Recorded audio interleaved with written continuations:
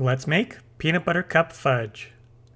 Add 2 cups of sugar and a half cup of milk or half and half to a medium pot. Set burner to medium-low heat and bring it to a boil, stirring occasionally. It'll take 15 to 20 minutes to boil. Once it boils, keep stirring and let it boil for about 2 minutes. Remove it from the heat and add 1 teaspoon of vanilla extract and stir that in. Then add 3/4 of a cup of peanut butter and stir that in until it melts. Pour the peanut butter fudge into an 8 by 8 inch pan lined with parchment paper and spread it out evenly with a spatula.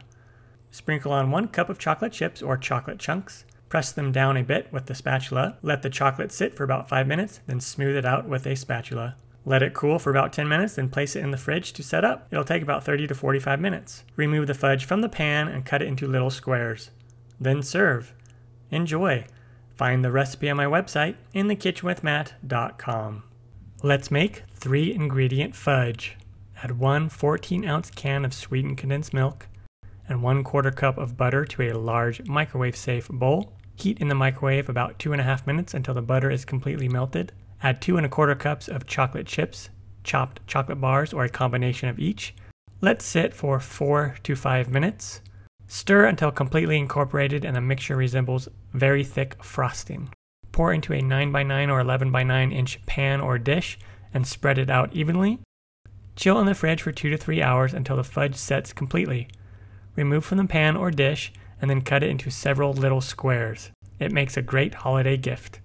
Enjoy! Find the recipe on my website, inthekitchenwithmatt.com. The link is in my bio. Let's make cookies and cream fudge. Add parchment paper to an 8 by 8 inch pan and spray with cooking spray. Add about 8 to 9 smashed Oreos. Make the chunks as big as you want. Then add 2.5 cups of white chocolate chips to a medium pot with 14 ounces of sweetened condensed milk and 1 tablespoon of butter. Melt over medium-low heat, constantly stirring so it doesn't burn. It should be completely melted and very thick. Remove from the heat and add 1 teaspoon of vanilla extract and stir that in.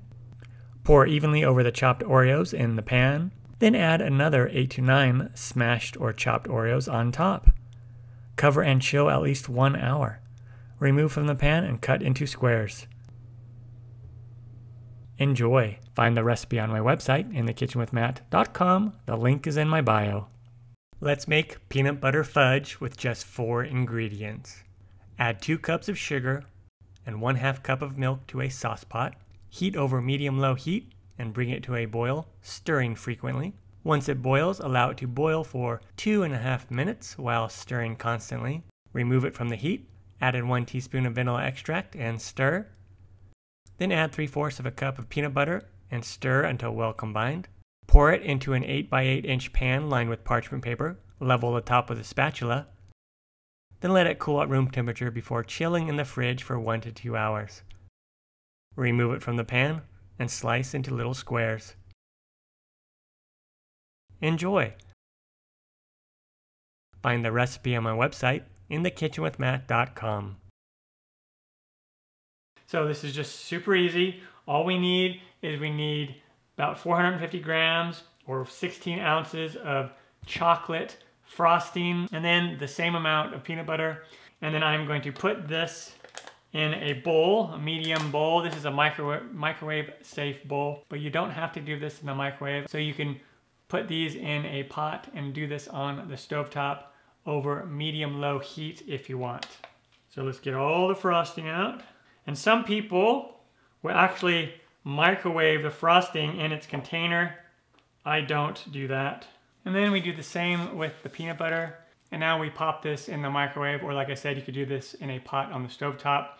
And I'm going to put it in there for about 1.5 to 2 minutes until it's all completely melted onto that step.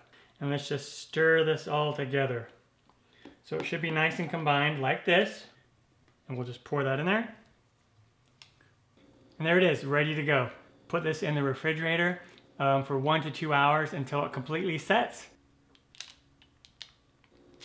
Well, there you have it.